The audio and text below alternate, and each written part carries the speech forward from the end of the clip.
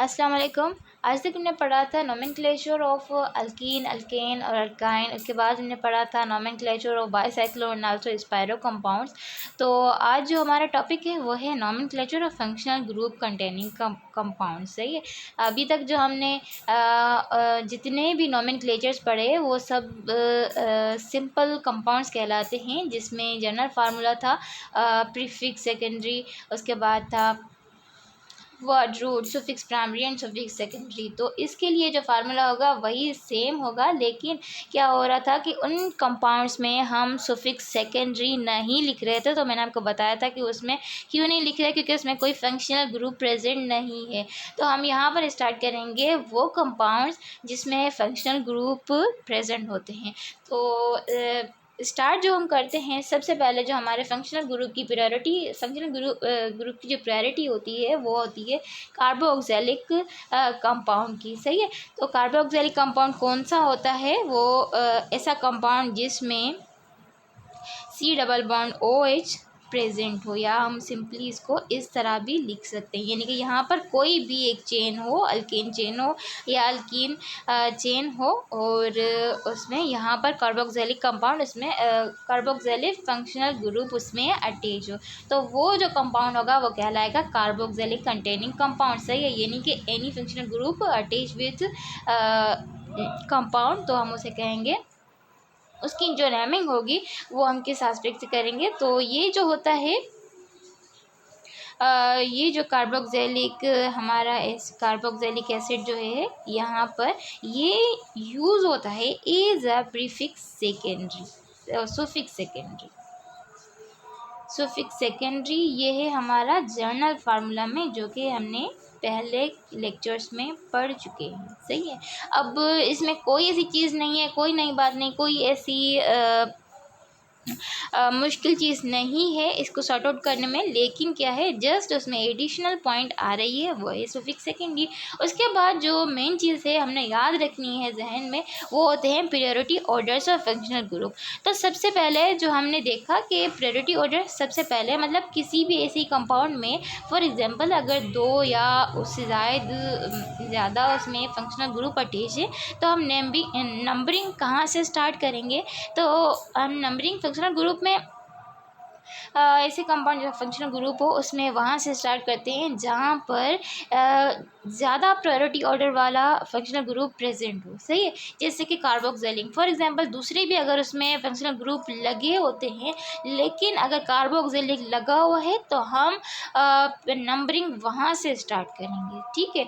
अच्छा, उसके बाद जिस तरह से ये भी उस तरह से सेम है जैसे कि हमने पिछले नोमेनक्लेचर्स में पढ़ा था कि जहाँ पर हमारी प्रीफिक्स जो होती है वो आ जाए, या हमारे डबल बॉन्ड या ट्रिपल बॉन्ड आ जाए, तो हम वहाँ से जो नंबरिंग स्टार्ट कर रहे थे, लेकिन यहाँ पर क्या होता है, यहाँ पर हम नंबरिंग वहाँ से स्टार्ट करते हैं जिसमें ज़्यादा priority containing functional group present हो। तो हम ये देखेंगे कि सबसे ज़्यादा प्रायोरिटी ऑर्डर किसकी है। फर्स्ट नंबर पर है कार्बोक्सिलिक एसिड की, उसके बाद आ जाती है सल्फोनिक एसिड की। सही है। उसके बाद आ जाती है, अच्छा मैं यहाँ पर लिख नहीं रही, यहाँ पर उसके बाद आ जाती है एनहाइड्राइड की, एसिड एनहाइड्राइड आ जाता है, उसकी आती है। उसके बाद आता है ईस्टर, उसके बाद एसिड हैलाइड, फिर अमाइड आ जाता है, फिर cyanide, isocyanide, aldehyde, ketone, alcohol, thiol, उसके बाद आता है अमाइन, फिर अल्कीन और फिर अल्काइन। सही है। और फिर आता है NO2 ग्रुप, उसके बाद आता है NO ग्रुप। सही है। फिर NO2 को हम कहते हैं नाइट्रो ग्रुप, और NO जो होता है वो हमारा होता है नाइट्रोसो ग्रुप। सही है। उसके बाद आ जाता है एनी हेलोजन जो एटम्स होते हैं वो अगर लगे हुए हों, तो सबसे लीस्ट जो प्रायोरिटी ऑर्डर होती है वो हेलोजेंस की होती है। सही है। इस तरह से मैं लिखूँगी यहाँ पर, मतलब जैसे ही हम लेक्चर्स पढ़ते जाएंगे इसी प्रायोरिटी ऑर्डर को फॉलो करके हम लेक्चर को कंटिन्यू करेंगे। सही है। तो आज जो हमारा टॉपिक है वो है कार्बोक्सिलिक एसिड पर, मेनली जो है वो ये हम कार्बोक्सिलिक एसिड पढ़ेंगे। तो कार्बोक्सिलिक एसिड जो है एक हमारा फंक्शनल ग्रुप। अच्छा, इसमें क्या होता है कि इसमें 2 पॉसिबिलिटीज़ हैं। सही है। इसकी नंबरिंग देने के लिए दो पॉसिबिलिटीज़ हैं।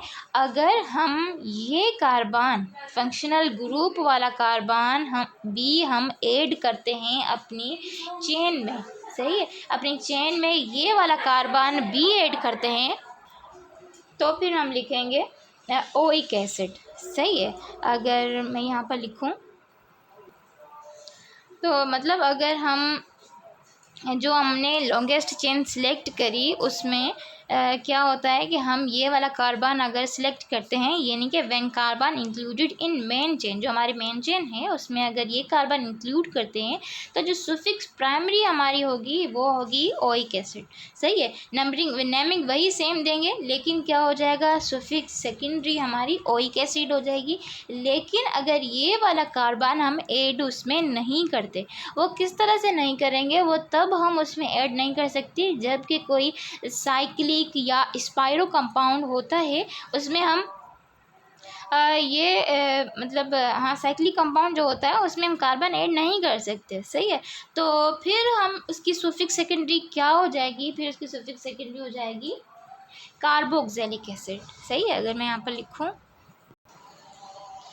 अच्छा, तो जब हम कोई ऐसा कंपाउंड की नेमिंग कर रहे होते हैं जिसमें कार्बन ये वाला नहीं इंक्लूड होता, तो उसकी नेमिंग में उसकी सुफिक्स सेकेंडरी हो जाएगी, वो होगी कार्बोक्सिलिक एसिड।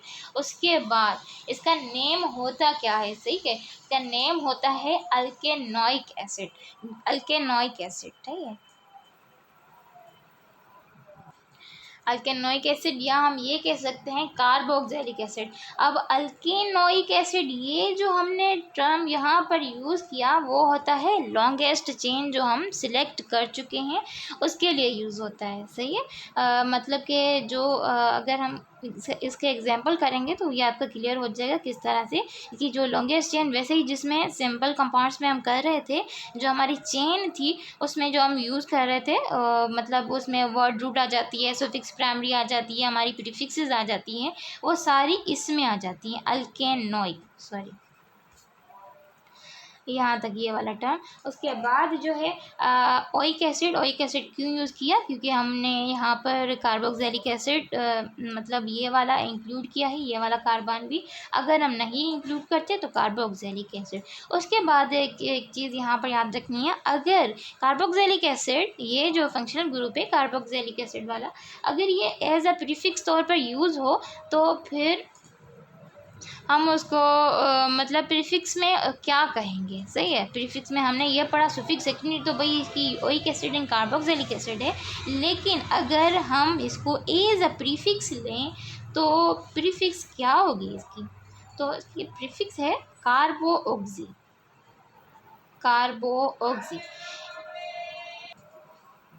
तो ये आपने याद रखना है कि अच्छा हम अब आपके जहन में ये क्वेश्चन ज़रूर राइज करेगा कि हमने तो ये पढ़ा था कि ये सबसे ज़्यादा प्रायोरिटी ऑर्डर कंटेनिंग है फंक्शनल ग्रुप, तो फिर ये एज अ प्रीफिक्स कैसे यूज़ हो सकता है, तो वो तब होगा जब कि ऐसा कोई कंपाउंड आ जाए हमारे पास जिसमें कैटायन प्रेजेंट हो, सही है। कैटायन वाला जो भी कंपाउंड होगा इन सब फंक्शनल ग्रुप से भी ज़्यादा वो प्रायोरिटी ऑर्डर कंटेन करता है। हम अगर मतलब ये कोई भी फंक्शनल ग्रुप प्रेजेंट हो लेकिन उसमें ऐसा भी मतलब ऐसी भी स्पीशीज़ प्रेजेंट हो जिसमें जो कि कैटाइन हो, तो हम उसकी नेमिंग फर्स्ट में करेंगे, लेकिन कार्बोक्सिलिक एसिड को क्या कहेंगे, एज अ प्रीफिक्स तौर पर ले लेंगे, यानी कि कैटाइन को हम यूज़ करेंगे एज अ सुफिक्स, सही है। और फिर हम जो होगी कार्बोक्सिलिक एसिड हम उसको ले लेंगे एज अ प्रीफिक्स, सही। अच्छा, कैटाइन कौन से होते हैं, कैटाइन फॉर एग्जांपल अगर अमोनियम आ जाता है, अमोनियम हमारे पास है R4, यानी कि कोई भी ऐसा अल्काइल ग्रुप हो उसके बाद N लगा हुआ हो, नाइट्रोजन डेरिवेटिव, सही है, ये नाइट्रोजन डेरिवेटिव है। नाइट्रोजन डेरिवेटिव हम उसको कहते हैं जिसमें कार्बन लगे हुए हैं, जिस नाइट्रोजन के साथ कार्बन चेन कोई भी प्रेजेंट हो। अच्छा, उसके बाद हमने यहाँ पर लिखा कार्बन चेन या कार्बन ग्रुप प्रेजेंट हो, तो ये देखें यहाँ पर क्या है, हमें पता है कि नाइट्रोजन की जो वैलेंसी होती है वो 3 होती है, लेकिन यहाँ पर 4 अल्काइल ग्रुप प्रेजेंट हैं। सही है, तो यहाँ पर क्या हो जाता है, नाइट्रोजन के पास नाइट्रोजन पर प्लस चार्ज अपीयर हो जाती है, जो कि हमें पता है कि प्लस चार्ज जो है वो है कैटाइन। सही है, तो अगर फंक्शनल ग्रुप प्रेजेंट है कार्बोक्सिलिक एसिड, भले ही कार्बोक्सिलिक एसिड हमारे पास प्रेजेंट है कंपाउंड में, लेकिन उसके साथ ऐसी स्पीशीज प्रेजेंट है जो कि केटाइन है। सही है, तो फिर हम क्या कहेंगे कि उसको एज अ प्रीफिक्स तौर पर ले और सुफिक्स तौर पर लेंगे, और कार्बोक्सिलिक एसिड ऑटोमेटिकली कन्वर्ट हो जाएगा, एज अ प्रीफिक्स तौर पर हम उसको ले लेंगे। सही है, तो ये चीज़ आपने याद रखनी है यहाँ पर। तो प्रीफिक्स कैसे हम कार्बोक्सिलिक एसिड को लेंगे, वो लेंगे कार्बोक्सी, मतलब कार्बोक्सिलिक एसिड जहाँ पर भी हम प्रीफिक्स तौर पर लें तो प्रीफिक्स होगी कार्बोक्सी। सही है, कार्बोक्सी हो गई। उसके बाद ये अगर ये सुफिक्स है तो फिर होगी ओइक एसिड और कार्बोक्सिलिक एसिड।